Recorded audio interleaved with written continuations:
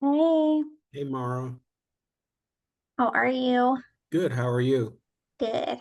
Did you have a good weekend? Yeah, it was nice. Not too crazy. That's good. What about you? Oh yeah, I stayed out of trouble. Good. Morning, Mara. Morning, how are you? I am doing good. What do you Good. think of that video? I haven't played it yet. I just saw it as I was logging in here, so I'll play it as soon as I get off. It's very short. Perfect. Awesome. It's usually what people like. Short, short and sweet. Yep.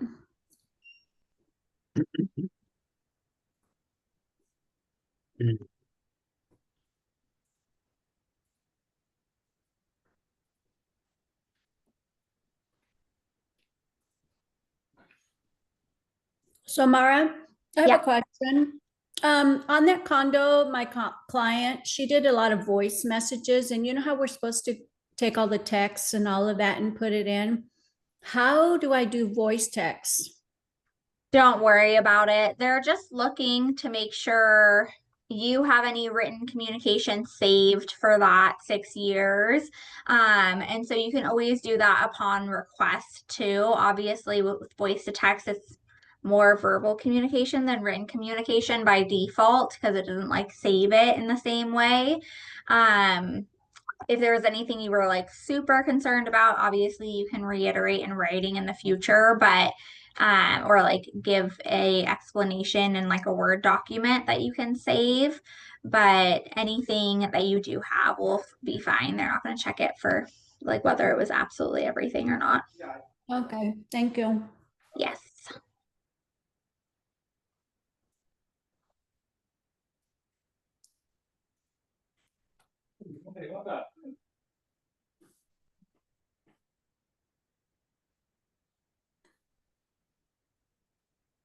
Perfect. We'll give people another minute to get in and then we'll start our little accountability check-in.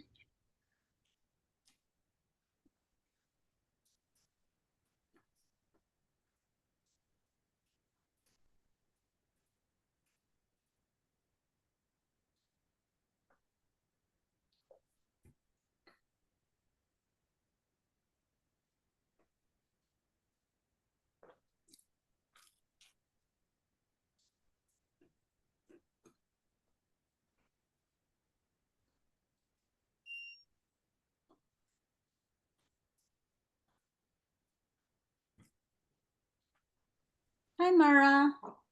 Hello, how are you? Good. How are you? Good. I just wonder, do you have some time this afternoon after this meeting?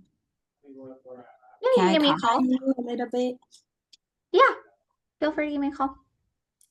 Okay, thank you. I'll call after this meeting.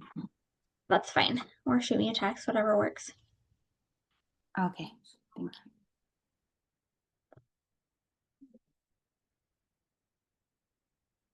Perfect. Okay, let's start with our little accountability check-in. Hopefully everyone had an abundant weekend.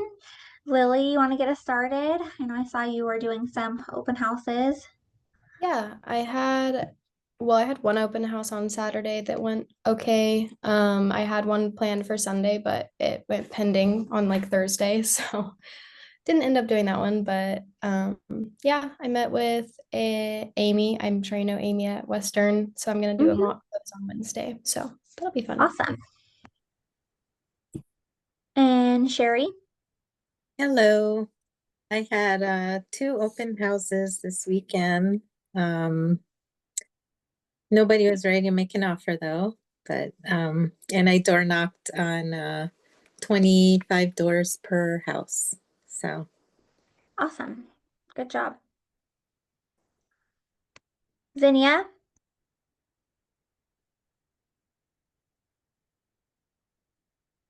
I gotta unmute myself, sorry. That's okay.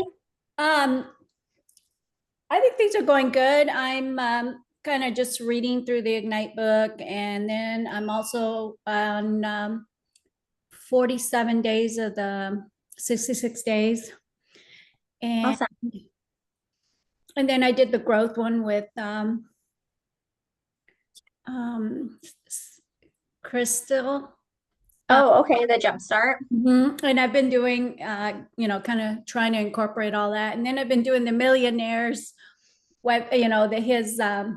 podcasts. Yeah, Those are awesome, but they are really good. so I'm trying to incorporate it all together and try to figure out how to put my buyer's package together and a seller's one. Awesome. So I'm working on both of those, but Canva is not as easy as you think it's going to be. No, it's not super easy. You can use the templates in the in Command as well too, if that's easier. Okay, I might have to do that. Yeah, in the design library, they've got both of those. And if you need the recordings from the class we did last week, just let me know. Okay, thank you. Yeah. Caitlin, how's everything with you? Everything's going good. I had some like a good meeting last week with some people working on a friend is wanting to buy, so working on that with some family, and then also database, and then working on seller and buyer packets and everything. Good job. Awesome. Ken, how is your lead generation coming along? It's moving slowly, but I'm persistent about it.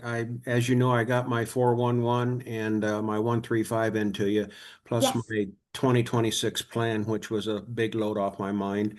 Good. Then this weekend, I went up to the local hospital in the cafeteria and I had my KW name tag on, sat at the table, had a cup of coffee, and met half a dozen people and handed out cards. And today I'm hoping to get my first draft of my neighborhood flyer that I'm going to hand out. And once I get the draft, I'm going to send it to Tammy Sue for approval. So Sounds good. hopefully I can do that this week. Yeah, perfect. And you can always send it to me as well. Okay. I will. Quinn, how's everything going with you?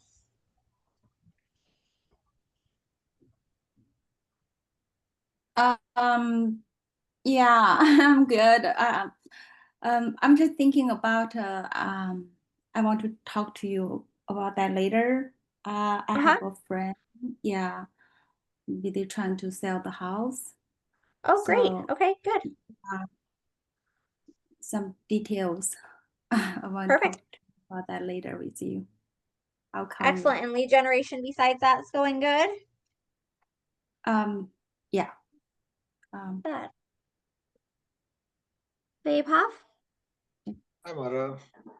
I had an open house over the weekend. Few people showed up, so just trying to get in touch with them. They're not picking up the call. They were really interested when they showed up, but somehow, yeah, they're not responding. But let's see how it goes. Working out a buyer package, the buyer, what do you call that? Presentation. Buyer presentation. And awesome. Once I have a draft, I'll share it with you just to get an idea. Okay, sounds great. All right, and then welcome Joseph. I won't put him on the spot for today, but he is our newest Keller Williams family member out of the Eugene Springfield office. This is his first class is jumping onto with us. Some of you might have seen him at business planning, but other than that, welcome Joseph. Hi there, guys. We just do a little accountability check-in at the beginning of each class because our goal is always to talk to about 10 people a day and then add those people to our database if they're not in there already, and preview 10 homes a week, which a lot of agents do through like the broker tour opportunities on Wednesdays, or vacant homes or open houses, that sort of stuff. And then handwriting thank you cards or note cards 10 a day as well. So in the beginning, it's great if you call everyone you know and let them know that you're in real estate. You can get their address to add to your database and then send them some of your new business cards when you get them. Okay. And is it Katra? Catalina. Catalina. Okay. It looks like it's just short on your screen. How's business going with you?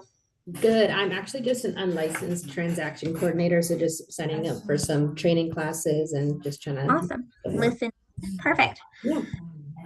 welcome. All right, so today our instructor for Negotiate Offers is Matt Kendall. He was born and raised in Eugene, Oregon, and became a licensed real estate agent in 2017.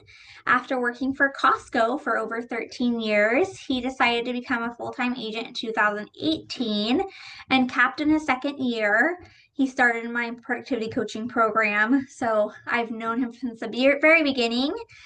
He chooses to work with Keller Williams because of their emphasis on continuing education and growth. He has previously also served on our ALC and then is currently on the board for the Ronald McDonald House, and then does the Men Wear Pink campaign as well. So he's very involved in our community, and you guys are in great hands, but I will let him take it away.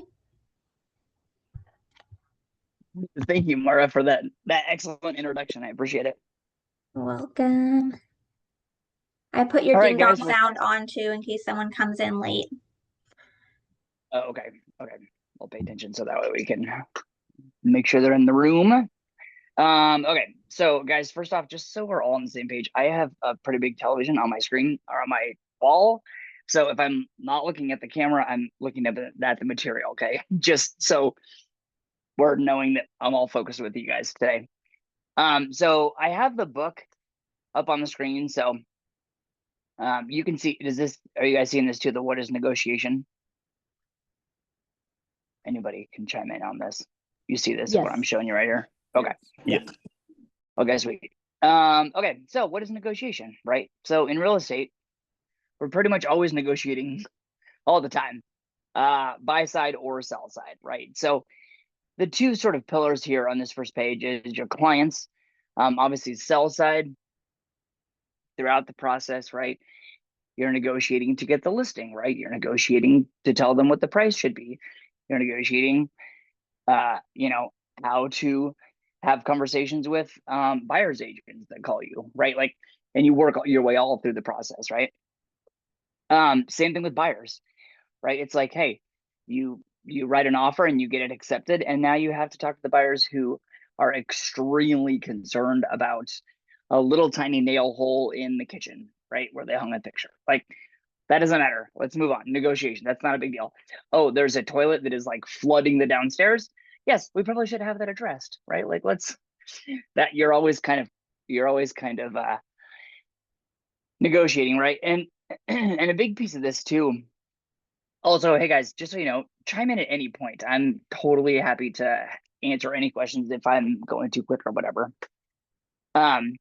So the agent on the other side, right? This is a big one also, because both you have to represent what's best for your clients, but also you have to get into the psyche of the other client's head, or the other broker's head, to figure out what their motivation is in regards to how they're negotiating for their client, right? So it's sort of multifaceted. So yeah, like I said, common points of negotiation: price. Whether it's you representing the buyer and you guys are trying to get that price as low as you can, or sell side, obviously trying to get it as high as you can so you guys can net the most money. Terms. Now, a big one that I always tell new brokers to old brokers, whatever, and everywhere in between, is so often it's not necessarily about the actual dollars. You have to figure out what the seller or buyer's motivation is, right? Like, maybe the buyer's willing to pay a stupid high price because they absolutely must have that home, or they will go to the psych ward, right? Like, that's the one. Case in point, when I first got married, we bought our first house, and the broker showed me this hideous, probably to this day, one of the ugliest houses I've ever seen. It was this bright teal color. It was awful. And I was like, what, are you high right now? Like, what are we doing? Why are we even here? And my wife, who at the time was pregnant, we walked in the front door, and there's this hideous brown chocolate on the wall and hideous brown or hideous red in the kitchen. And I'm like, this is insane. And she holds my hand and goes, honey, this is the one. And I was like, what? None of this makes any sense, right? So I was having to negotiate with myself. Like, is this a project I'm willing to take on? Well, in my life, happy wife, happy life. So obviously we bought the house, and 6 years later, we made a bunch of money. So you know, all things considered, it was a good bet. But those terms, right, were like, we knew that we needed to close in April so that we could have the baby in July. Like, those were the terms in which I was willing to take on. The dollars, which at that time was, you know, $150,000, which is crazy cheap, you know. But I was also having to figure out, like, how am I gonna handle this project, because this is landscaping and excavation and roof and, like, you know what I mean, all those things. But I knew that she knew that this was like the house in the neighborhood with the sidewalk and the 2-car garage, right? So, like, it wasn't necessarily on paper where everything sort of checked out and you're like, oh yes, let's just, when we're moving to this turnkey, beautiful, perfect property. When you're negotiating, you have to think about that with the clients too, right? Sometimes the sellers are like, I don't care, I just want to get rid of this house, I'm so over it, I'm done. And then you have buyers that you're going to show 10 houses to, and they're going to, like I said, nitpick about the hole in the wall from a nail from the poster they had hanging in the bedroom or whatever, you know. Okay, so 3 P's. So the approach. So prepare, right? Preparation is the key to building confidence and ensuring a smooth negotiation process. So a big piece of that, right? Know your goal, know your client, think ahead, set clear expectations, be informed. Obviously, we all know, obey the laws, and then obviously know the forms inside and out. Now, I'm going to sort of do this in reverse, just because I want to make sure to make this a big point. The know your documents inside and out, that is always true because you want to be a professional. But guys, can I just tell you that to this day, I've still walked across the hall and been like, man, I've done this a billion times. I swear this is, but can you help me explain this? And I talked to another broker, and in 5 minutes, we've got it all figured out. So you never want to be in a situation where if somebody asks you a question, to be bashful about just saying, hey, you know what, I don't know, but I can get you a good explanation. And shoot, you can call me, or you can call a handful of brokers, Tammy Sue, whoever. And we're all willing to help. Obey the laws, obviously. Be informed, right? That's just,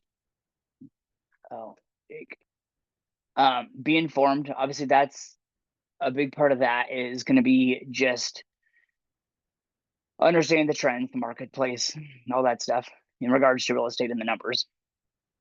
Setting clear expectations. So these first 4, I think, are important in, like, one of the first few meetings where you'll meet a buyer and say, hey, what do you want? Right? Like, what's your goal? My goal was, I couldn't spend a ton of money because we were poor and, like, didn't have 2 nickels to rub together, but I knew that we were having a baby. And so I knew I damn well better figure out how to buy a house instead of continuing to rent.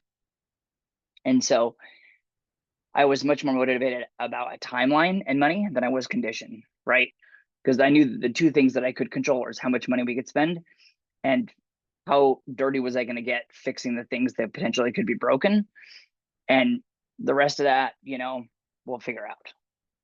But having that conversation right out of the gate will save you a ton of showings, because if you're taking people around town, meeting people around town, and they're asking questions about, you know, I can't buy this house because the color of the carpet is green, or, you know, hey, I absolutely will not ever buy a house on well water. It's like, okay, great. That just trims that funnel down tighter and tighter, in which you know that you can also qualify them as either an A, B, or C buyer, right?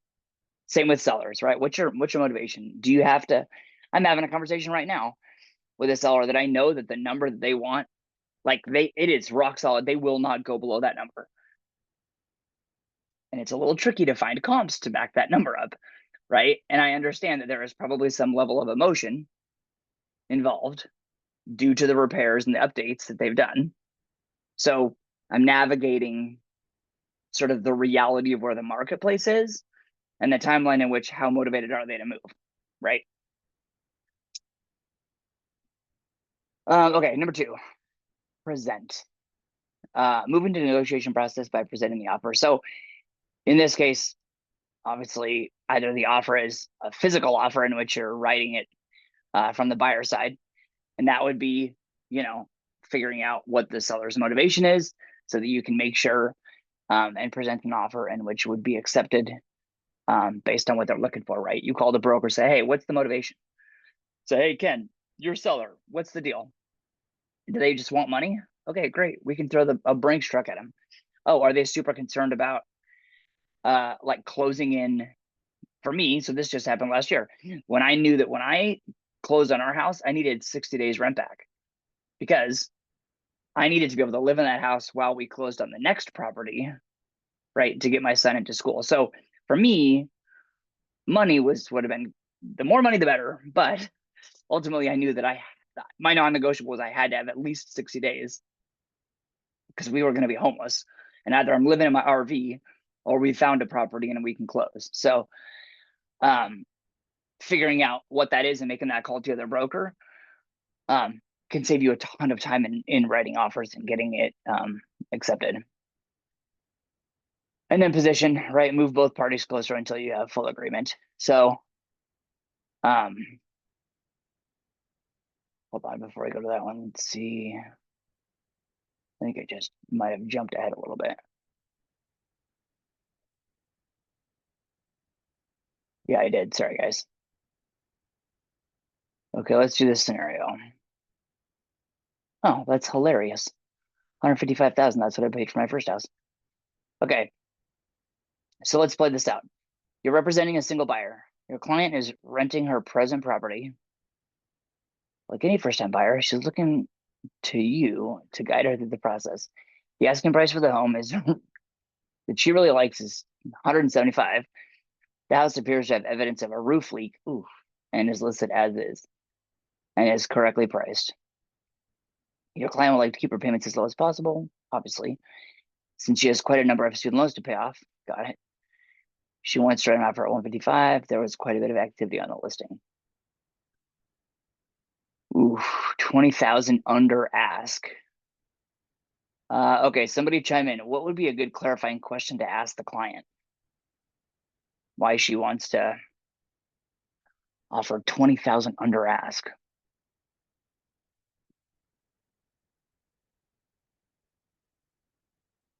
Anybody? Maybe because of the roof leak. Possibly. I think the roof leak is from the buyer broker side. From the broker side would be a conversation of, at this price of 175, is the roof actively leaking in which it won't finance? Or is it like, is there a water stain on the ceiling in which people think that it probably has leaked? So yeah, that's possible. That's possible for sure. I mean, it sounds like her main motivation to me is the money, right? Because the student loans. So in this question, or in this situation, right, maybe it's true that she wants the low payment, but maybe it's not necessarily 155 in which she's doing the math on what the payment would be, but maybe she's able to write an offer at 175 with a $20,000 closing cost credit, right, to lower the interest rate to make her payment lower.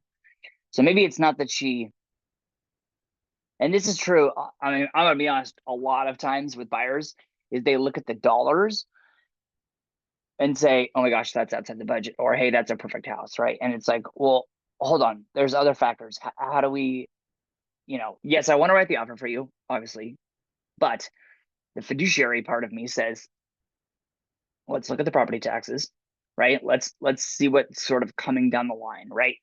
Obviously, if this situation right here is, if there is a leak that's active, it won't finance. So someone's going to have to pay for that, right? More than likely you have the seller pay for it, even though it says as is. If it won't finance, then it's going to only be a cash buyer, which narrows your pool of people that can pay for it. Or if there is no active roof leak, and they really do want 175, maybe we get a $20,000 credit so that her payment is a little bit lower, right? Now, obviously, there's never like a silver bullet in which I can just like ask a question and then that person's like, oh, that totally makes sense. And then everything's perfect. But putting that in front of the person a lot of times can help just have the conversation to be able to understand where the motivation is, right? Is it because they're hung up on the 175 and they don't want to pay full list price? Right? Because we also don't know, is this like day one of this house? Or is this house been on the market for like 6 months? Because guess what? 6 months. Shoot, I might even write it for 145, right? But who knows, right? And so sort of digging down, and that's why I say the clarifying question, yes, you'd want to ask, you know, is it because of the roof? Is it because, is it really because she's concerned about paying the car loan off? I mean, sorry, the student loan off? Or maybe she can get a closing cost credit to pay off her car, in which the car is much higher interest rate, right? Like there's ways to sort of manipulate that to figure out whether or not it really is her issue really is with the actual dollar amount, or whether with the lender there's a way to sort of tweak that. Okay, present. So yeah, that's what I was talking about. Call the other agent, right? So when you're presenting the offer, where are we? Move into negotiation process by presenting the offer, right? Hey, Matt. Sorry. Yeah. Hey, quick question. And I just, because I haven't been through this yet, can you just clarify like the nuts and bolts of a closing cost credit for a buyer? So if they request that from the seller, and again, pardon my ignorance, I just haven't actually been through it, but do they actually just cut a check then to the buyer, or what does that look like? Well, so basically it's a credit on paper. So it's not, I mean, there have been scenarios in which that I've seen money actually go to the buyer, but typically it's used to buy things. So whether it's like to go towards lowering the interest rate, or going towards their broker's commission, or I'm trying to think what else, like a home warranty or potential repairs, right? Because the buyers have closing costs, and a lot of times there's money that just there's just lender fees that only the buyers are responsible for. And so basically it just means that it is less money that they have to come to the table with. So sometimes, yes, there is like a scenario where you have extra money, basically.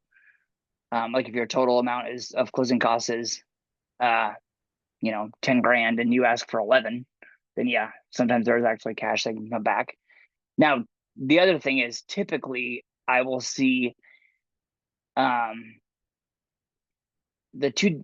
language piece of it is asking for a specific dollar amount versus like seller to contribute $10,000 towards buyer's closing costs and or buyer's fees and closing costs, right? $10,000, or it says up to 10,000, which means if you write it with actual hard 10,000, then all that money is somehow going to get spent.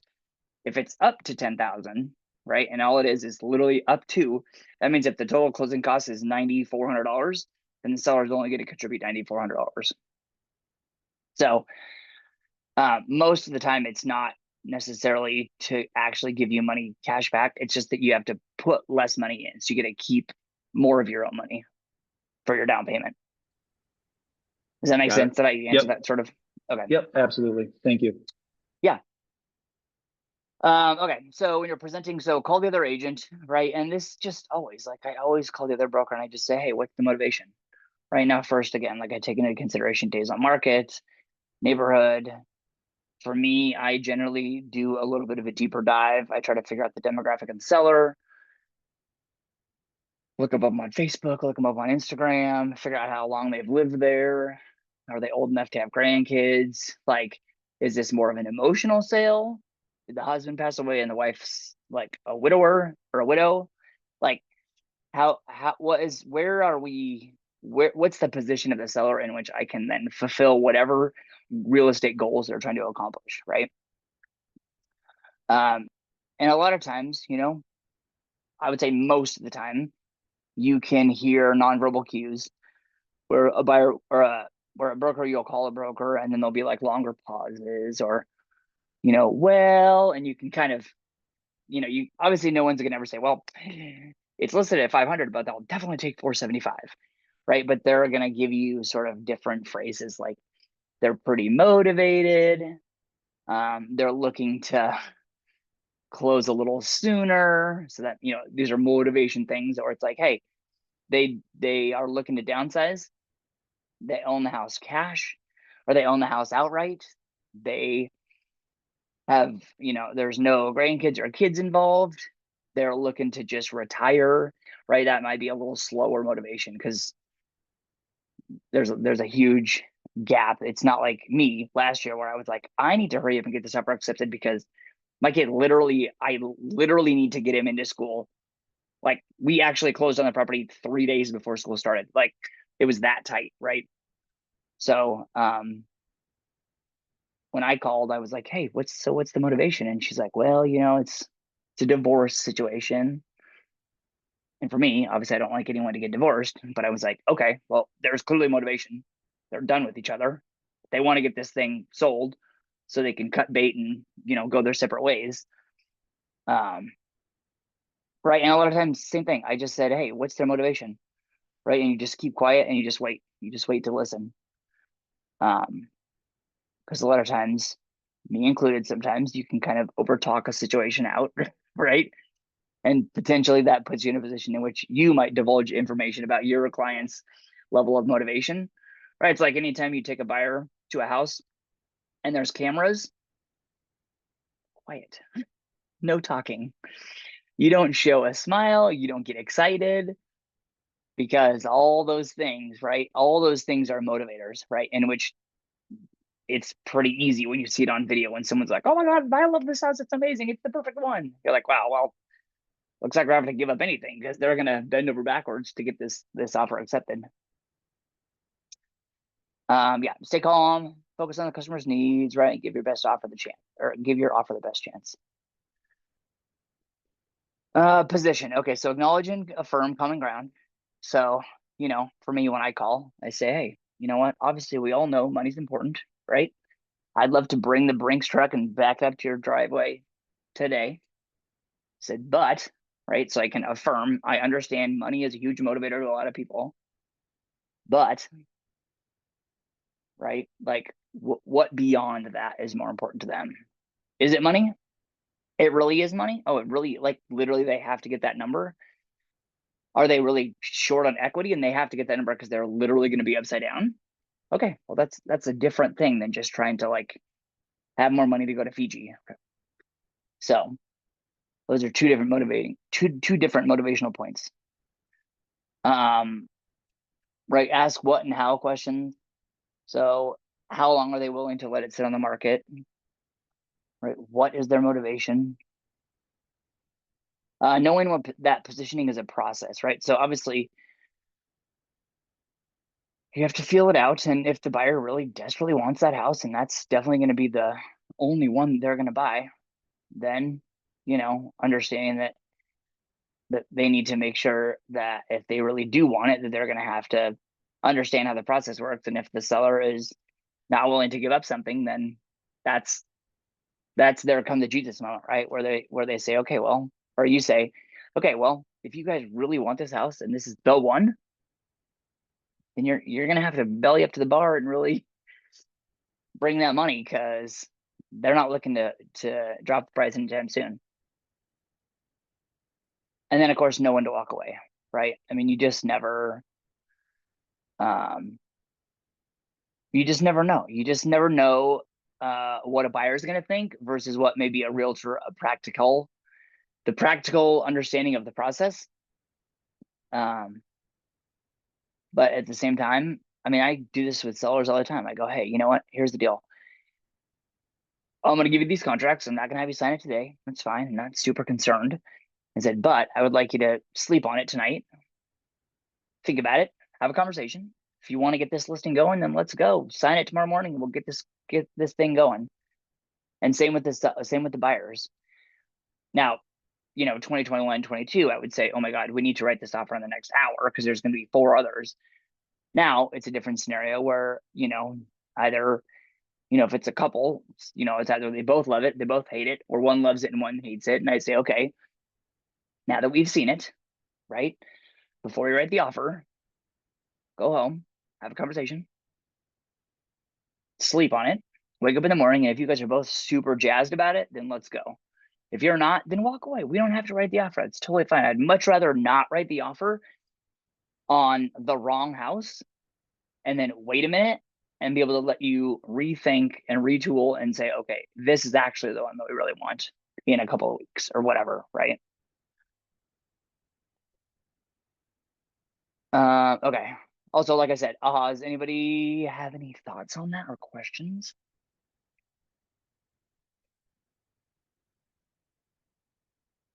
I mean, obviously, I would never advocate to not help somebody buy a house, but at the same time, sometimes that's what needs to happen,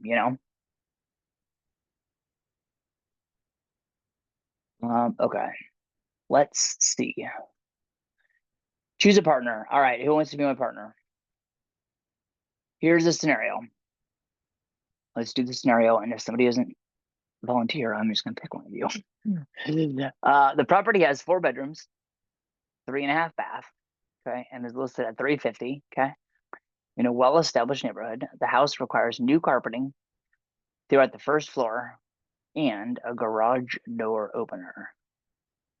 3 offers have already been made.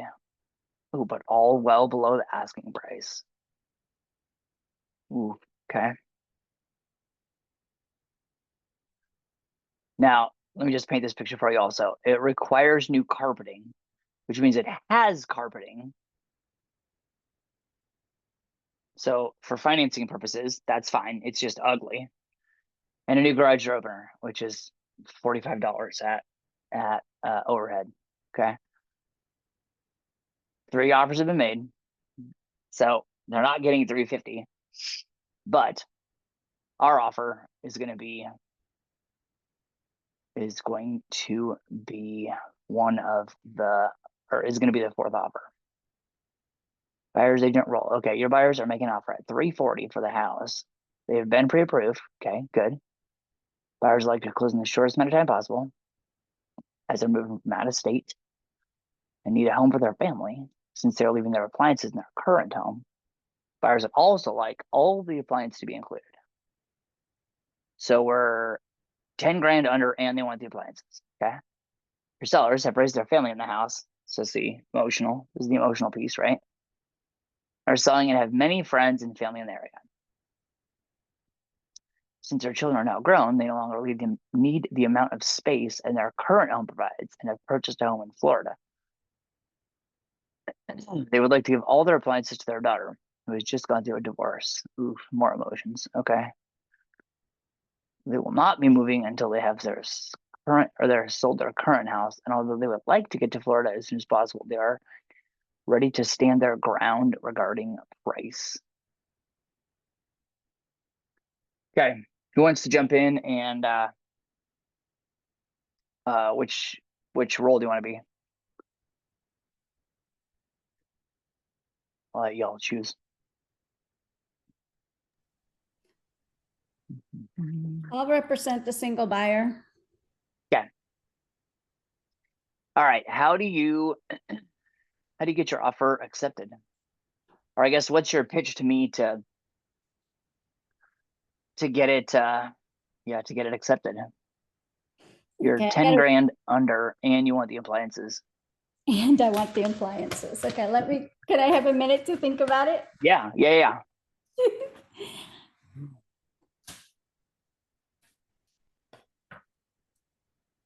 Can we move on to the next person that wants to volunteer also? Well, and so here's the thing too. I mean, you can just jump in. This isn't like, well, I was gonna say truth or dare, not truth or dare. It's like, it's not like a deal breaker if you're not ready right this second. The biggest piece I think would be just, what's your perception of how you would handle the buyer? Because I think the conversation also is you're representing, right? So it's sort of multifaceted. Both you have to have a conversation with your buyer, right? If you're representing the buyer. Right. Then you have to say, okay, why do you guys think 340 is the price that you want to buy at? and what is so incredibly important about the appliances, right? Because what I'm going to tell you is I'm going to say, I need you to know that they're going through a divorce.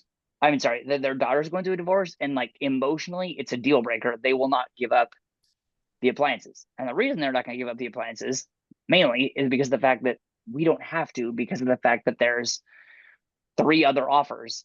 So your buyers, like, you know, they need to understand that they're not my only option. Right now, also, what this also doesn't say though is this says well below asking. So I don't know what their definition of that. Or no, sorry, we're all below. So if it's like, you know, if they're 340, then right, then you're in the wheelhouse. If it's like 320, right, or if it's like 345, right, then they might just tell you to kick rocks anyway. They offered 10 grand less because they're hoping to pick up the carpet cost. It's what I would think. And so the buyers, that's why they've offered 340 instead of 350. But then there again, as a listing agent, I'd counter back to 45. Well, and especially because if the rest of the prices are all under, I mean, sorry, not prices, offers are all under the dollar amount, then yes, both this statement is true and not true, right? Where it says they're ready to stand their ground. Well, right. Sure, you're ready to stand your ground, but you're only ready to stand your ground long enough until you have to do the price reduction, right? Like if these offers are all like 300, which they wouldn't be, but let's pretend, right? Then sure, if that's day one and they have 3 offers, 100%, like 350 all day long, right? But if it's 30 days, yeah, they better take your offer at 345. And guess what else? If it's 60 days, then whoa, like you better take anything. I mean, not anything literally, but right, like it becomes a situation in which these The good offers buyers are gone. The good offers have more will and be more gone. power. Right, exactly. Yeah, and if the Especially other in thing, this market. In this market, you better think that you might not, it might be another 60 days before you get another offer. 100%. And for me, I mean, like, so I had one over in Springfield that we sold a couple months ago.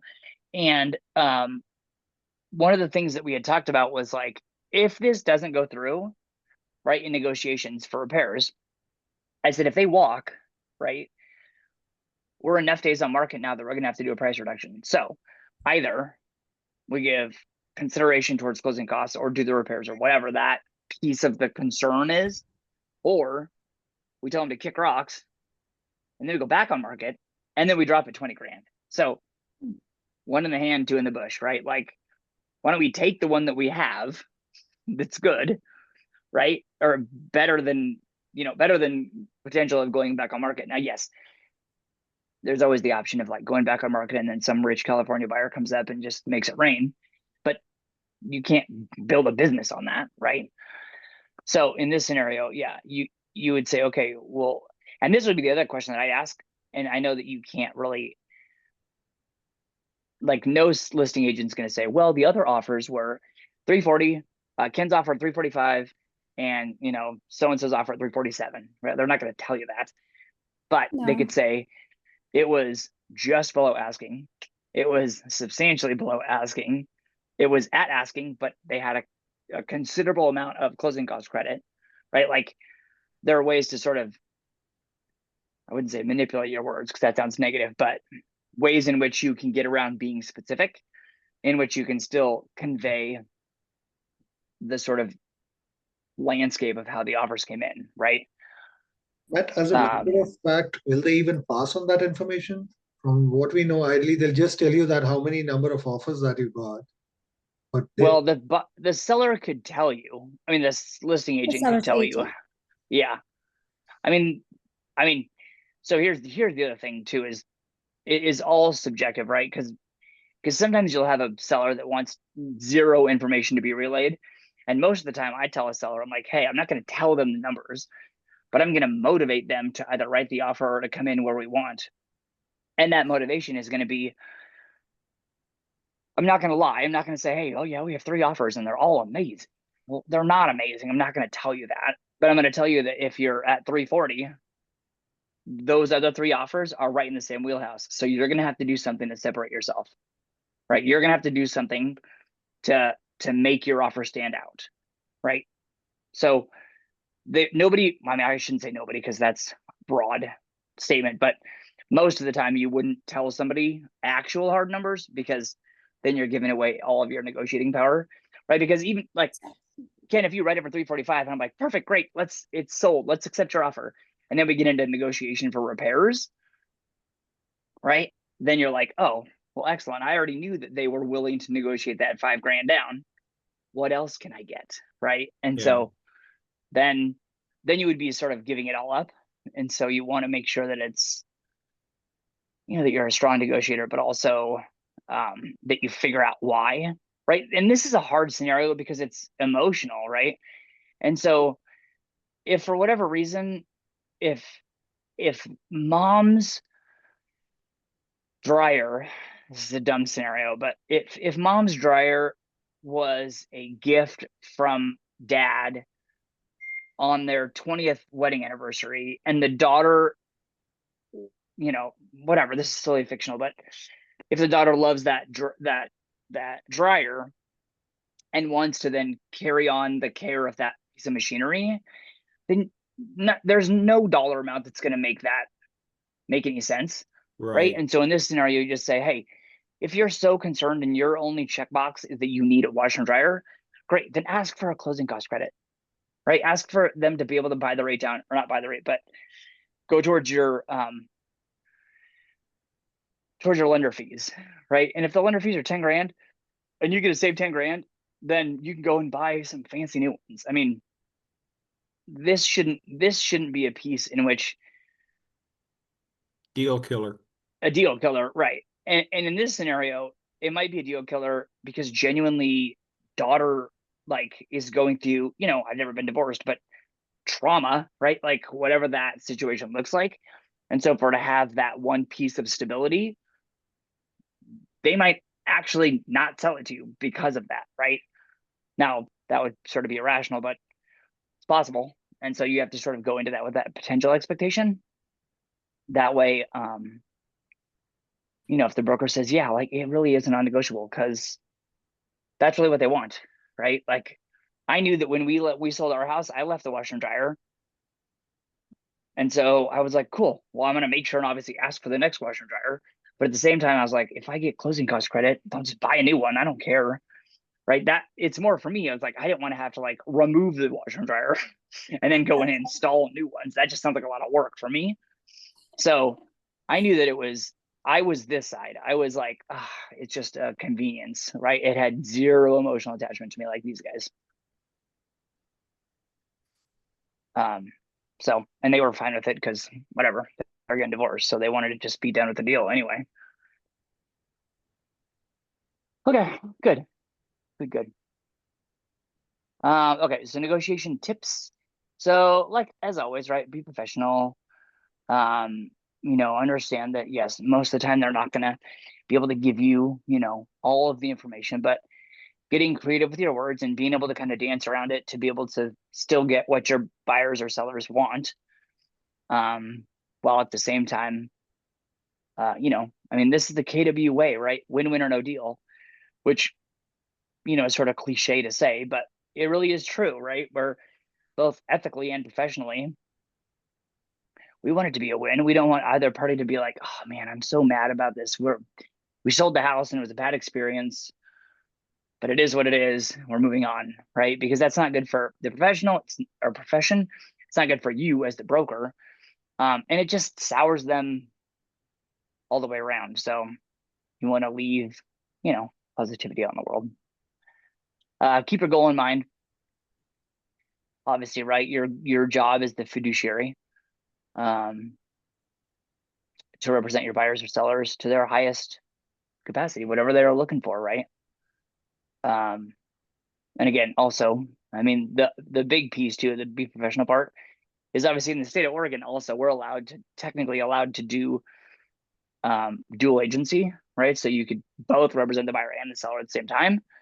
And full transparency, I've done it like twice. I don't really like to do it because I'm not a huge fan of, I feel like there's potential for not necessarily misrepresentation, because I have good ethics, but the appearance of the potential of misrepresentation. So a lot of times if there is a buyer that comes in as unrepresented and I have the listing, then I will just refer it out to another broker, or I'll have Tammy Sue do it. Because that way it sort of keeps the parties, separate.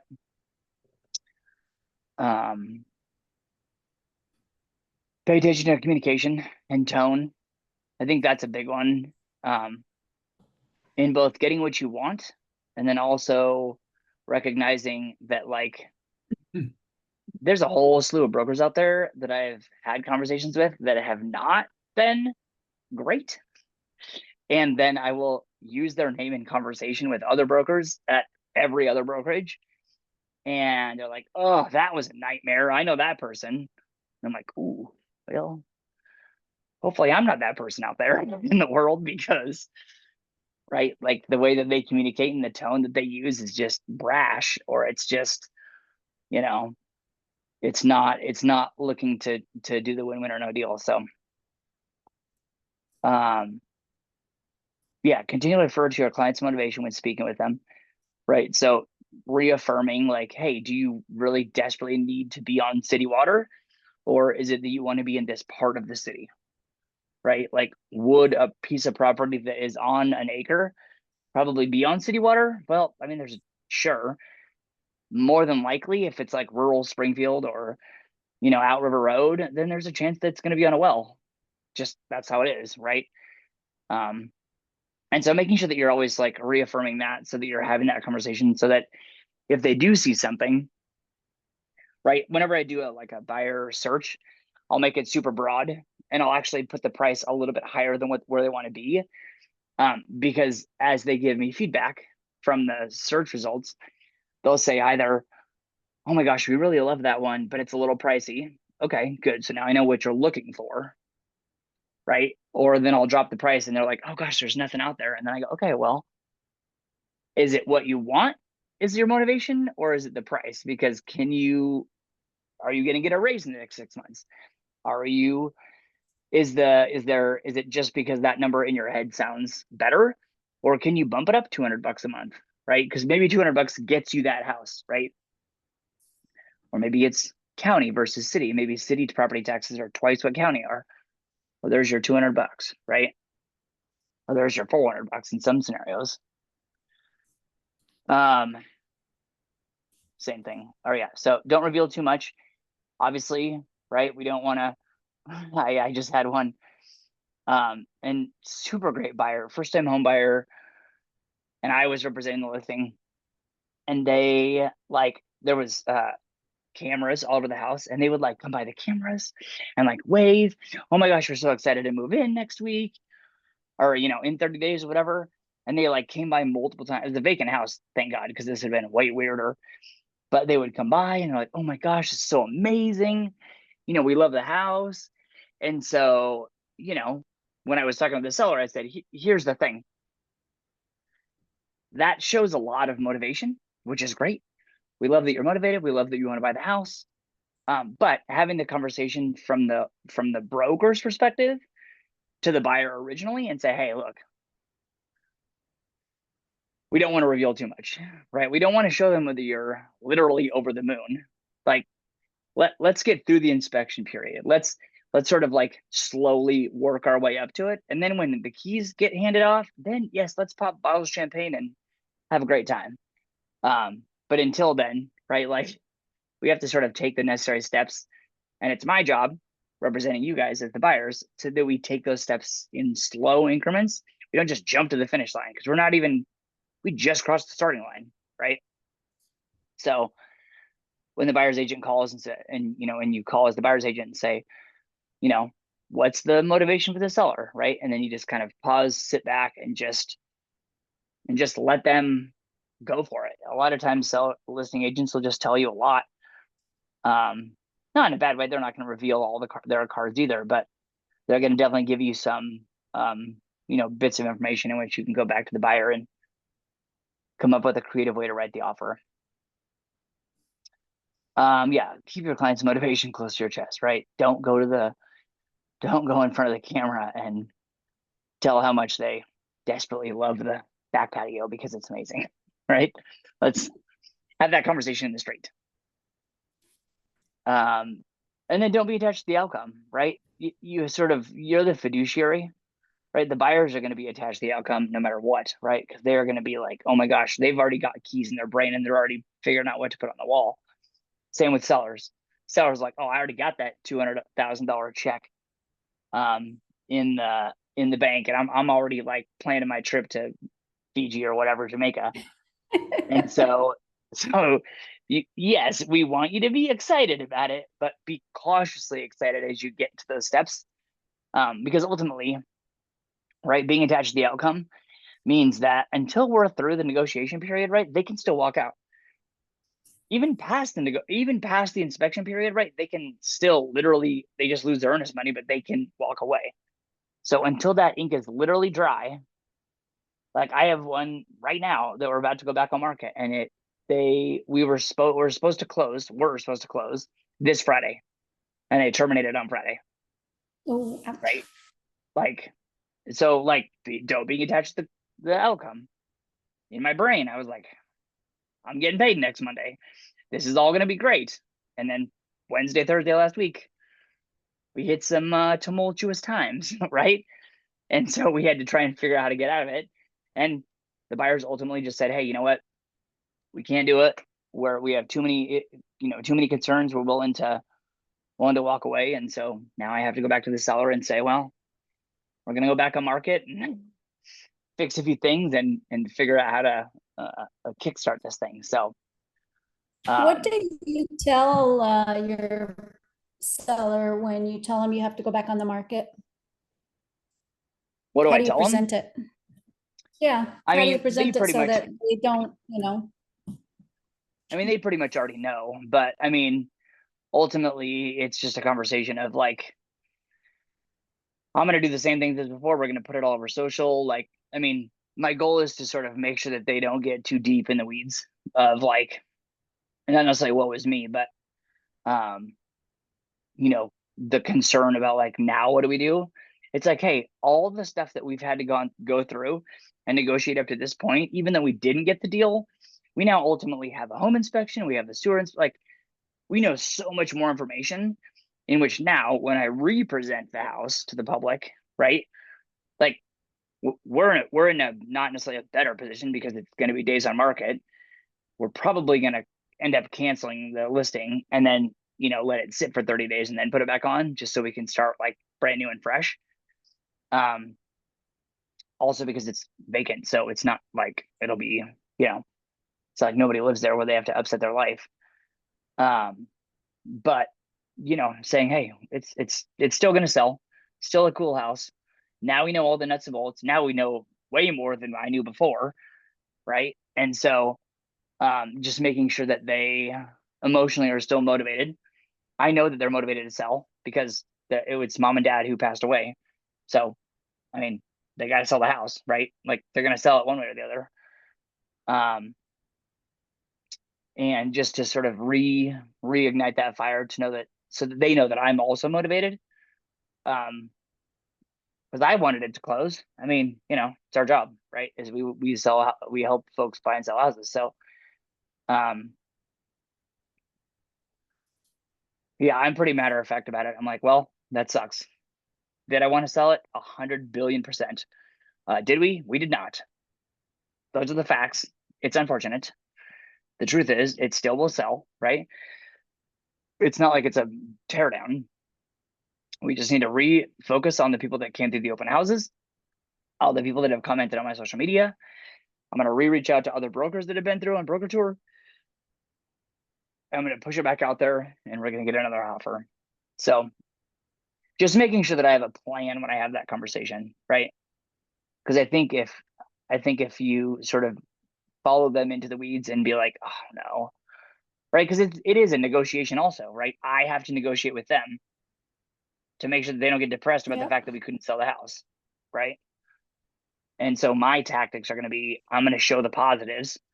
Because yes, at the end of the day, it sucks. They've spent a bunch of money on repairs. Like, they're not getting that money back today, right? They're not getting that money back on Friday either. So also now I have to spend more money on marketing, right? So like understanding that they're going to be going down, and I have to figure out a way to bring them back up and get them back into a place where they obviously still trust me. I mean, the family all trust me, but yeah, I mean, that really is my main goal, is to make sure that they're still positive about it and still know that we have a plan and that we're still gonna make it happen. So because yeah, I'm sure they were attached to the outcome, you know, thinking that it was actually gonna happen. Okay, are we getting close to the end already? Okay, turn ahas into achievement. Okay, so has any of your thinking changed? So let's just answer these questions. Who wants to chime in and tell me what you think? Have I given you any nuggets of information that's positive? Yeah,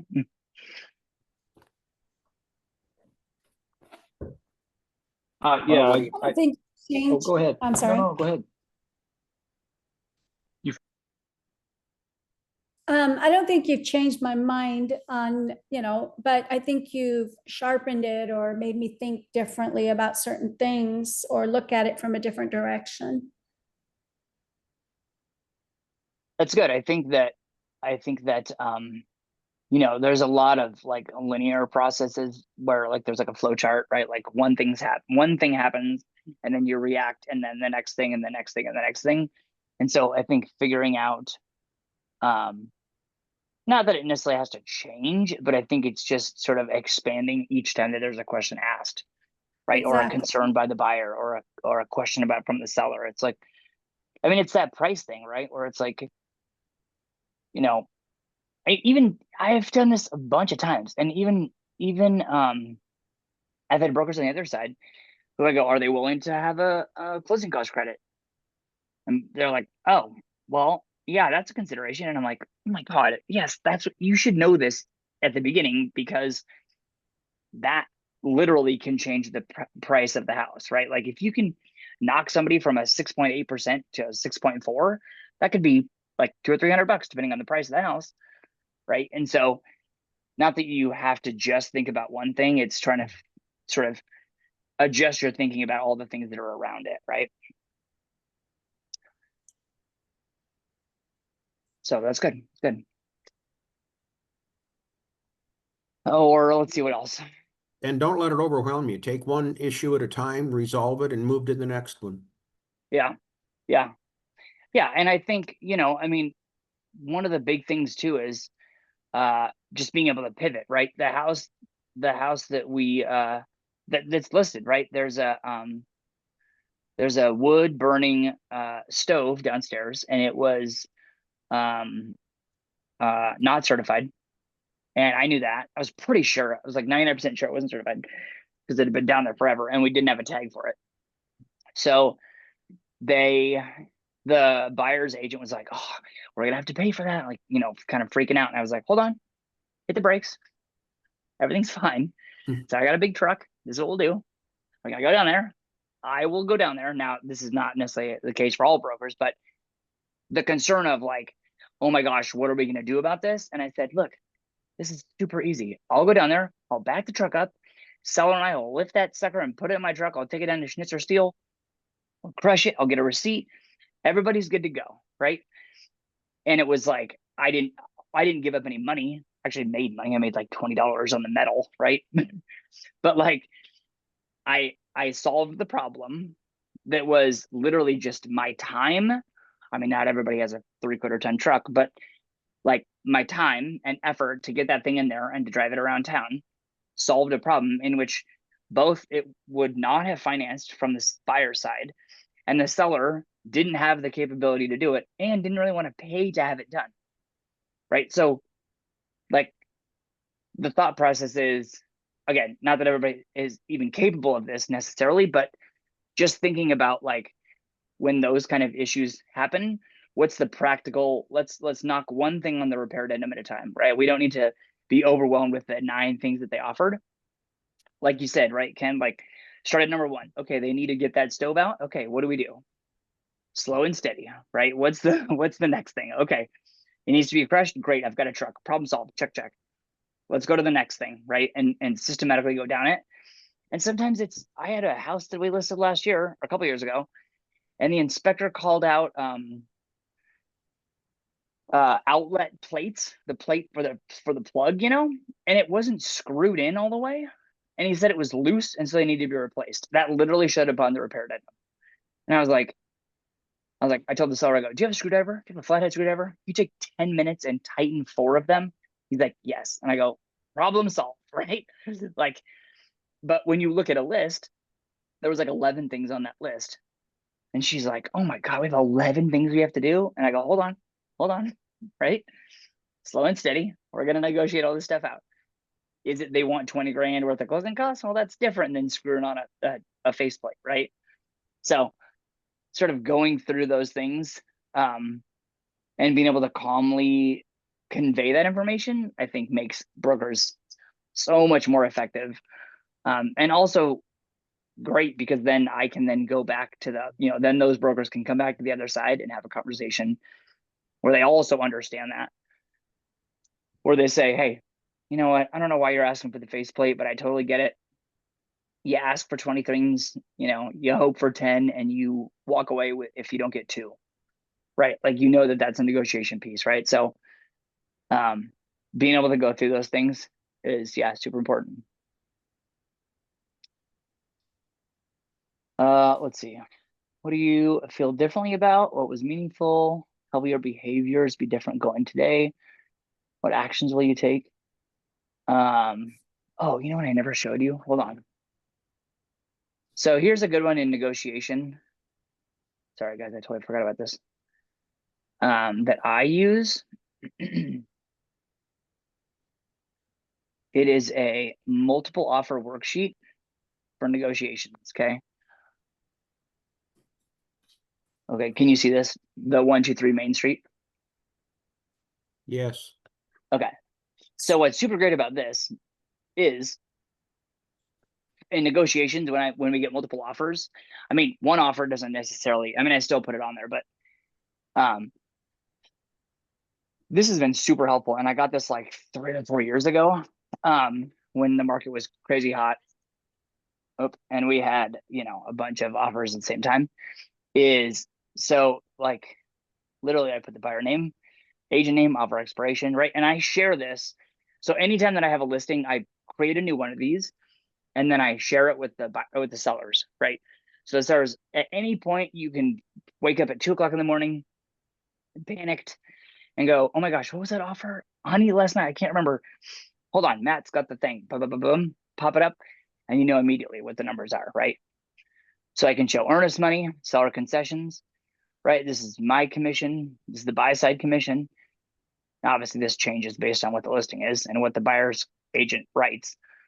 But it shows all the things, right? Cash at close, what type of loan, all these deadlines. So it shows all this when these are all due.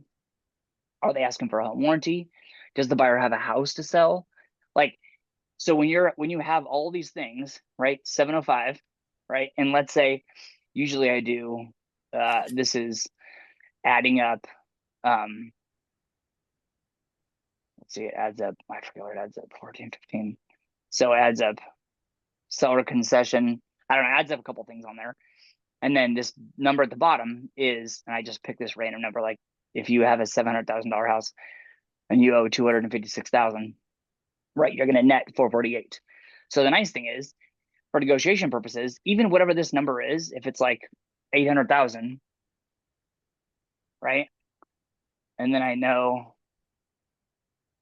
that they owe 256, right?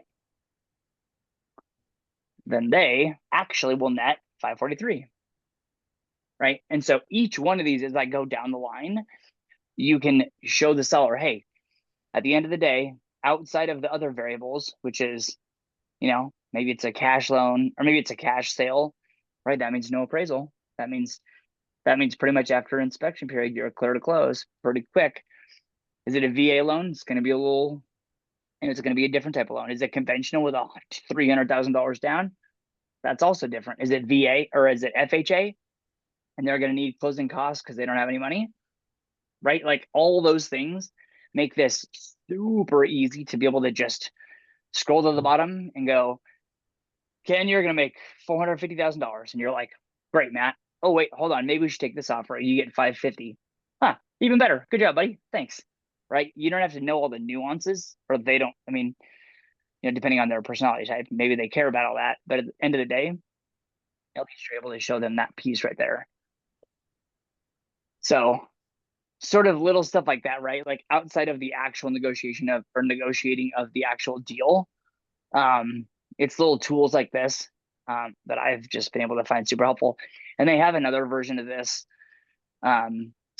Fidelity, I forgot what it's called, Fidelity something, where it shows like what closing costs are. And you're able to sort of pull it up in live stream or in real time. I mean, when you're at a listing, right, where it's like, hey, I'm going to list you at $750. This is my fee. That's probably what the buyers are going to ask for, or whatever, however you want to word it. Remember, there's no guarantee in any real estate circle of any assumed value, right? That number is always negotiable, both top and bottom. But at least you can sort of plug those numbers in and be able to say, hey, and if we get a perfect offer at 705, well, actually, this would be a terrible offer if it was 750, but then you're actually going to make this much money, right? And so it just does the like explanation piece of it.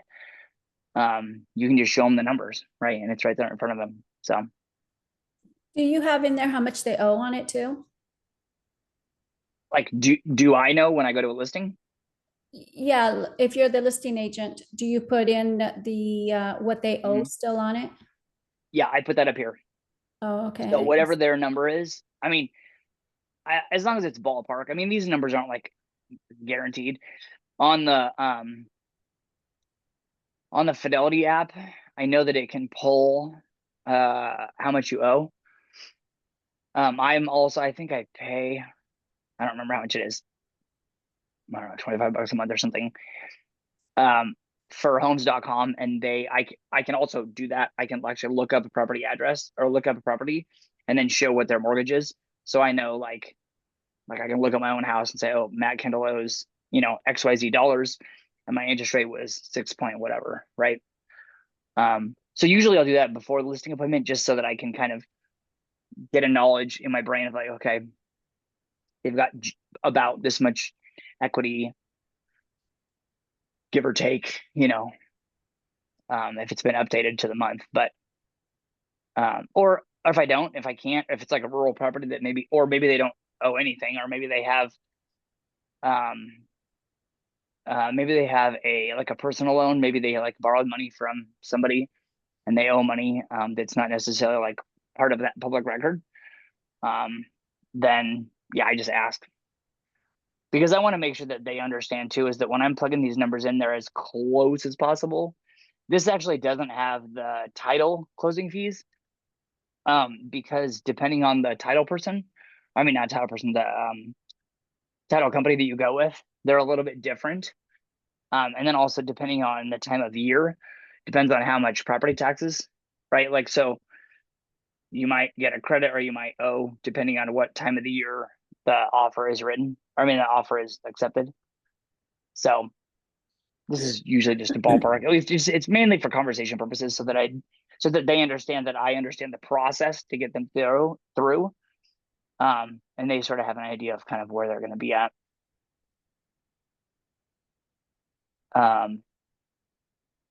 Yeah. And I can share this with anybody too, if you guys want to download a copy. That's an easy one. And then obviously tweak it to whatever you want. Most of the stuff that's in here, I mean, like I probably don't need to put radon test. Probably doesn't need to be on there, but I do it because I've had a handful of people from out of state come to Oregon and been really concerned about radon. So I just put it in there. And then obviously you can just tweak it if you want to, you know, insert a row and make your own little whatever.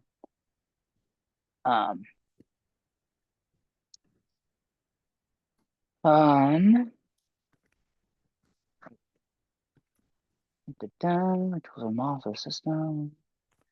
So yeah, if you guys have any other thoughts, let's see what else is on here. Want to make sure. Oh yeah, this is for next week, I think. Conversations, contacts, handwritten notes, social media engagement, enrichments, and then your 20 calls. Cool. Well, I think that's all I got for you guys. Any more ahas or any more questions or anything? I'm happy to I answer. put my email in the chat if you will to send that to Oh. me. Yeah. Did I? Shoot, I don't remember if I had the chat open. Sorry.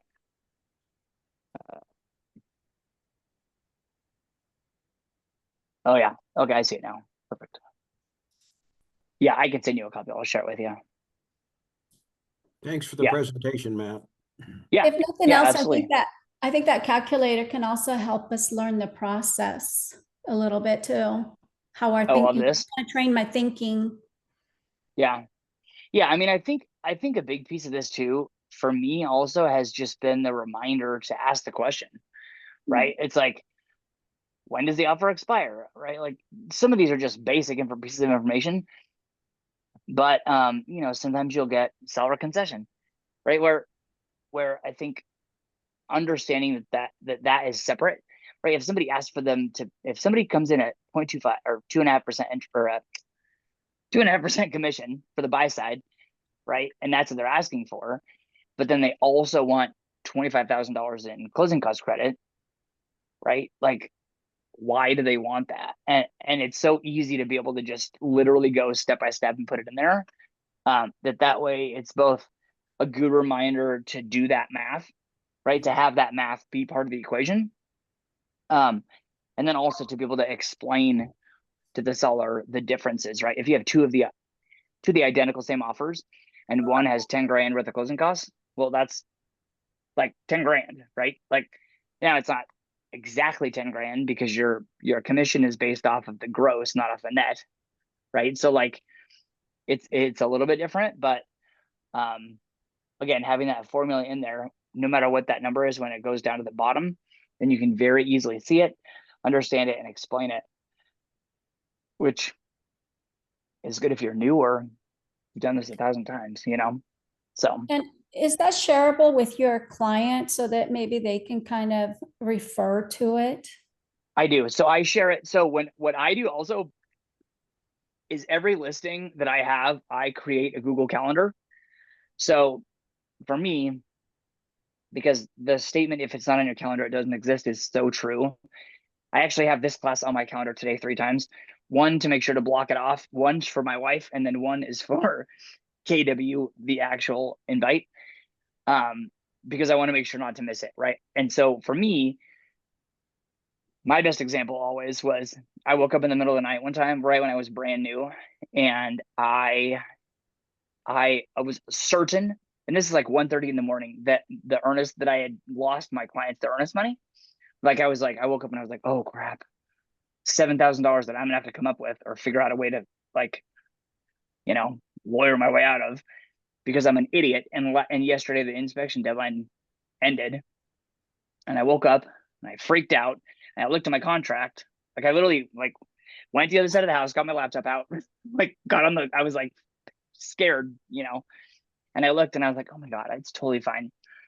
Deadline is not for another 2.5 days. I was like, oh my God. So I realized at that point, I'm like, I want as much access, obviously, as long as they're, you know, technologically capable, to share that. So I make them a calendar with all the things that I'm doing, whether I'm pressure washing, staging, when the inspections due, when the close date is, any piece of information that I want them to know, I put on there.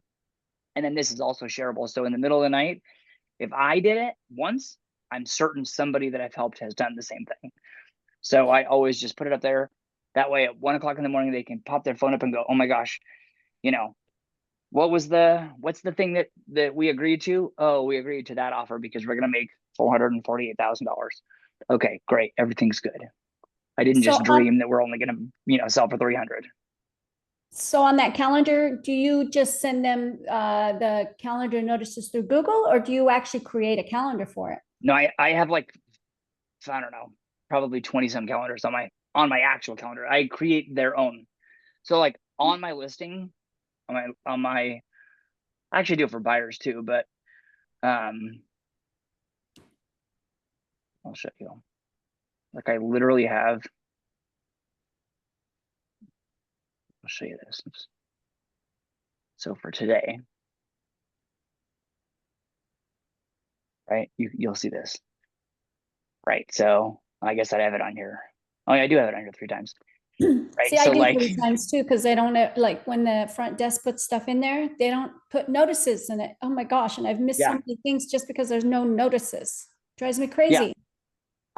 this is why actually she's not going to swim lessons anymore, but right, but like that's how I know. Like so I actually create, you can see, so Matt Kendall, right? There's one, Tara, Parker, Miller, Brookside, Maxwell. Like, so any listing that I have, it gets its own calendar immediately, because that way it's incredibly easy.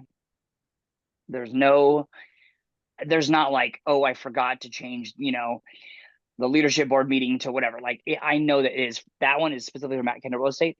Also, if I know that I need to drop off a mower at some lady's house today, like I make sure to put it on there. And if she was a client of mine, I'm sure I have one from last week, but without showing you the whole calendar, but like if I have anything, I even put like pressure washing. Right now I have a potted plant that the client really wanted for my last listing on Brookside. So I specifically put that in the thing that says pick up plant, right? Not that they really care. It's a good reminder to me, but also for them, they know like, oh, at 2 o'clock, Matt's going to go get my plant, right? Now, obviously that's outside the transaction, but at least that gives them very clear both expectations of the fact that I'm doing something for them, right? So I'm not just a realtor like driving around town in my fancy truck, like just having drinks with fancy people, like that I'm actually doing something. So it's sort of proof of concept, right? And then at the same time, it's also, if I don't bring the plant at 3, they're like, oh, I thought you were going to bring it at, or I thought you were going to go get it at 2 and bring it to me at 3. Well, it's the accountability for me to be able to just say, okay, also probably, you know, let's bump that down to 5, whatever, right? And so they get a notification when I change it, so that they also know, oh, Matt's not going to be here at 3. He's actually going to be here at 5 because whatever. And then in the notes, I put something about, you know, I had to take my daughter to swim or whatever. So how do you just do, how do you get them to get the same calendar you have? You just make it. So like, well, hold on. Why is it doing that? So like other calendar, create. And then I literally just create,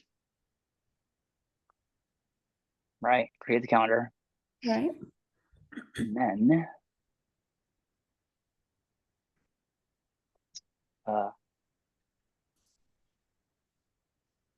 so then I go to here.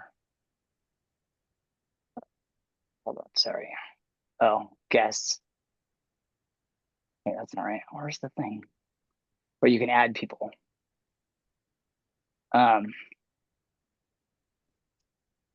So you add them like their collaborator?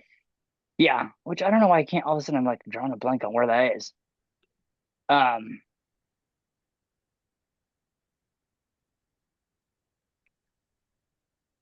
It usually just goes right to, I'm gonna look real dumb here trying to do this. See, now you're giving the Oh, here we aha go. Here we moments. go. Okay, add groups and people. So at that point, right, like I add Brooke for me, right? Because I want to make, that's my transaction coordinator. Now I wouldn't obviously add Tammy Sue or my wife, but who's also named Brooke. But like that way I put that on there so that they get a notification anytime that something happens. right? Because and the way to tie this all back to negotiation is the fact that when I go to a listing appointment, I say, here's the deal.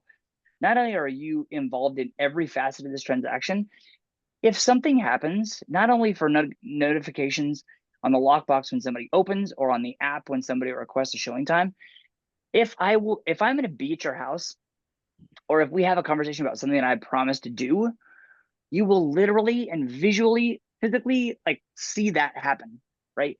And the nice thing is this costs $0 and it's zero effort. Now for me, I live on Google Calendar, so I just have a bunch of stuff on there all the time. But like, and this isn't necessarily true, this doesn't hit always in regards to people who just don't use a digital calendar necessarily versus a paper one. But at least this way, if someone says, oh, like, you know, how's your social media? How are you technologically gonna share my listing or whatever?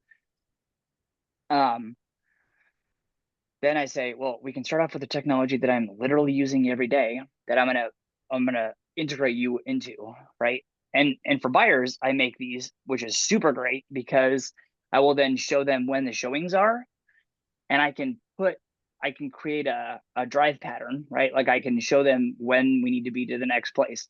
So when we go to a house and I have 5 listings that we're going to show, I can say, Ken, I love you, buddy, but listen, you need to make some decisions because we have 30 minutes at every house and we have 15-minute drive time in between. Okay. Where are we going to go to first? And you say, oh, well, we're going to go to 57th. Great. You're right. Because that's the first listing on the phone that is right here. Right. And so that sort of also helps keep everybody accountable to what they're doing when they're doing it, when they need to be there. And then also it's nice because then I can go back and I can say, okay, you know, how did we think about that? Or what did we think about that house? Oh, you know, Sherry loved it. Ken hated it. Okay, great. Got it. Sherry hated it. Okay. Well, that's probably not going to be the one then. Right. Because they both need to agree at the same time. Right. So it's good for just tracking purposes and it just shows that you're, you know, engaged a little better, I think it feels like. And it's exceptionally helpful also when you have out-of-state clients, because then you can really hold them accountable to make sure that they're, you know, paying attention to, you know, being timely and all that good stuff. So. Sweet. Thanks for sharing that. I think Yeah. that's awesome. That's just, Yeah. that's a very good thing that you showed Well, us. and you know, a big thing about this too is like, for me, I mean, you know, I think if you're either, you know, doing a ton of deals and you have no time, so you have a lot of money and no time, or you have no money and a lot of time, not actually no money, but no money as in no deals going. And I think that, yes, I think there's a lot of people that you can leverage a lot of dollars and that's really great. Spend to your heart's content. But like, no matter how many dollars I have in the bank, if I can use a tool like this that's free, right? Like if I can tell you, hey, I can make this sheet. I mean, you guys can have this for free, but like the fact that I just have this at my disposal is $0, right? The fact that I can use Google Calendar for $0, helpful, right? Like I'm looking to, yes, do I need to probably buy a new drone in the next couple of months? I do. It's going to be annoying, but if there are other things that I can use to help build a business that are free, then yeah, go for it, man. Those are the things that are exciting to me too, because anybody can write a check, right? Like, but it's the client care and the ability to use the tools in which you both look professional and then also just grow as a human being, you know? So Well, I like stuff stuck like with this. communication, so I think this kind of helps you with communication. 100%.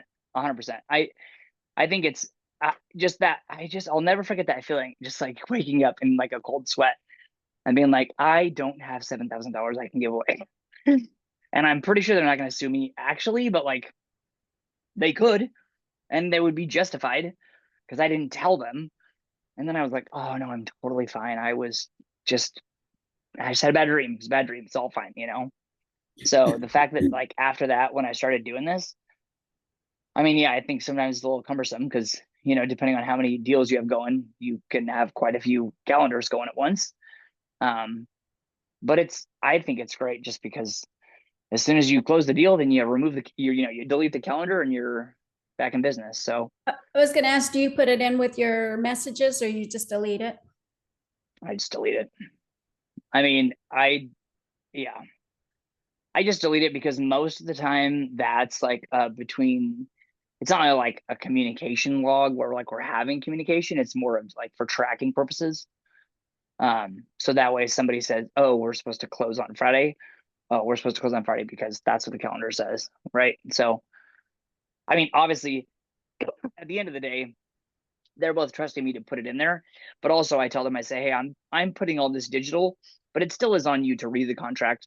And obviously, if you have any questions, please don't hesitate to ask. But for me, I am telling you this is what I do to make sure that I've read the contract, and then I put it on there, and then it's up to you to sort of verify.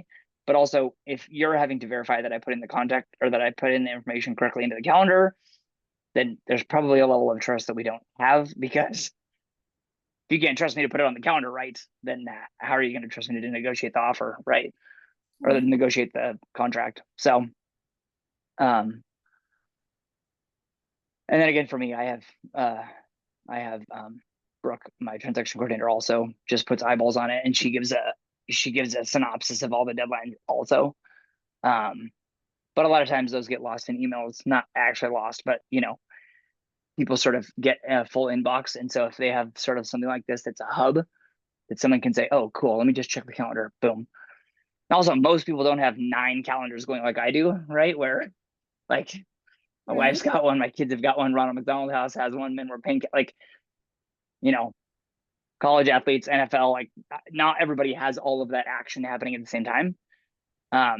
So that's why it's nice and easy, because people go, oh, it's my regular calendar and then Matt, right? Very easy, super concise, super clear. And I usually don't add, like when I add somebody, right? Like I don't usually Brooke, I will make changes.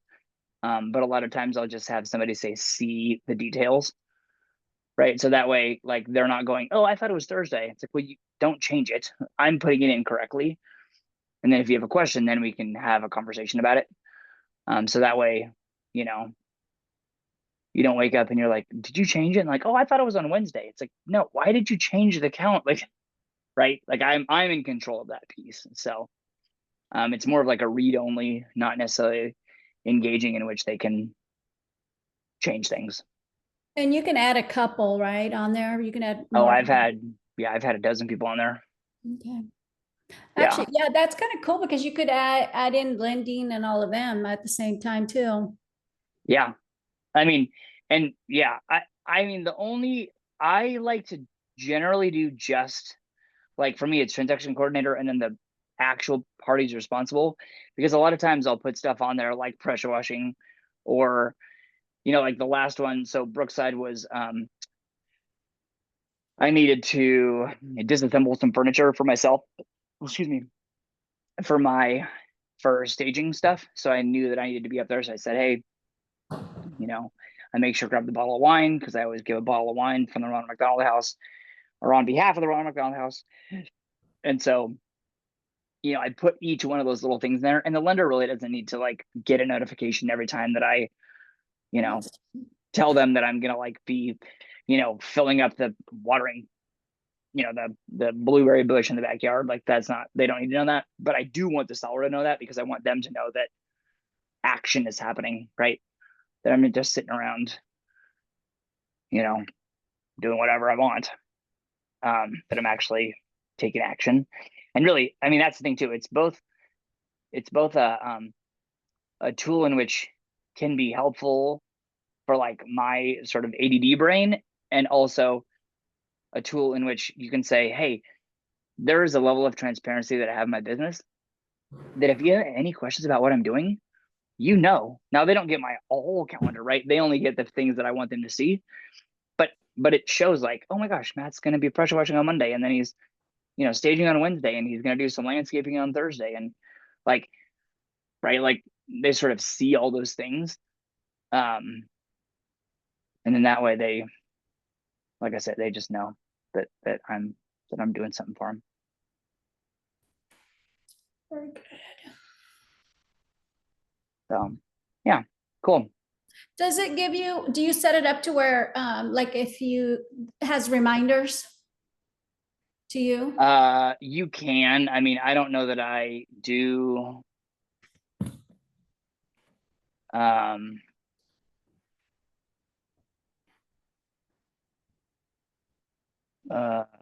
Like if your client needs to do something, you know, can you, set a reminder that, hey, Yeah, I mean, this is due at this time? yeah, like I have, like Friday, right, was supposed to be our closing date, and I wrote termination sent, right? Like, not loving that one. That one's not great. But the reason that I made sure to put it on there is that they know that the termination was sent. And so between now and then, I mean, now we need to have a conversation anyway, but they know that like that was the original closing date and now it is not the closing date. And then if I want, obviously I could go in there and, edit it and put, go down here and put some notes or something for them to do. And if I were to put notes in there, then they would get a notification as well. Okay. Sweet. Anytime that you edit something, it gives, oh, I shouldn't say that. I think you can choose whether to notify. I'll just test it. Let's try. Oh, well, mine's automatically sent, I think. But yeah, so they'll get a notification anytime that I change something. Like I would put on there, I mean, if it wasn't termination, then I would say, don't forget driver's license and make a decision on how you want to take your payout, right? Whether they're going to cut a check or bring wiring instructions. That way, obviously they know, what's happening. But again, I mean, not necessarily like negotiating piece, but I love ideas like this because there are so many brokers that can just do paperwork, which I totally get it. It's great. We all need to know how to do the paperwork. But at the end of the day, to offer sort of little pieces like this, I think, and maybe, you don't necessarily have to use this idea itself, right? Maybe you get a better one, but coming up with a way, I mean, I even have one for buyers. Of course, I don't have it with me. Well, I had one. But basically it's like a breakdown. It's a sort of like a paper version of this that says, actually it's a paper version of this. And it says like who the lender is, right? And it says closing date and you can manually write it down. So, and I always give that to the people or give that to the client. So I'd say, hey, if we're not using this, most of the time everybody uses this, but if they don't, if they're generally people of a certain age, just aren't tech savvy and they can't get through it quickly, then I'll just give them a paper version and I'll just say, hey, this is what it looks like, right? And we won't necessarily have this in a multiple offer scenario. I'll generally take the laptop to their house and then show them this and say, hey, here's the breakdown. That one's 750, that one's 8, that's 850, that one's $1 million. And then they go, oh, okay, now I can see the breakdown, right? And then once we accept the offer, then I give them the sheet and I say, Janess Grantham at Summit is the lender. The price is $750. We're accepting it. It's going to close, January 1st, like whatever. Then that way they can track, right? They can put on the fridge and remember it. So, but again, most of the time people use this. So at least that way you've got something that you can, use to stand out.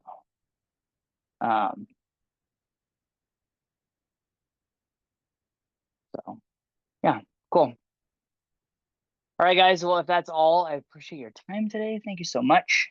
And then, yeah, like I said, excuse me, if you guys have any questions ever, yeah, don't hesitate to reach out and, yeah, happy to answer any questions or, if you've got questions or contracts or whatever, then yeah, happy to help anytime. So. All right, thanks for the presentation. Thank you. All right. Thanks, guys. Appreciate it. Have a good rest of your week. See you. You too.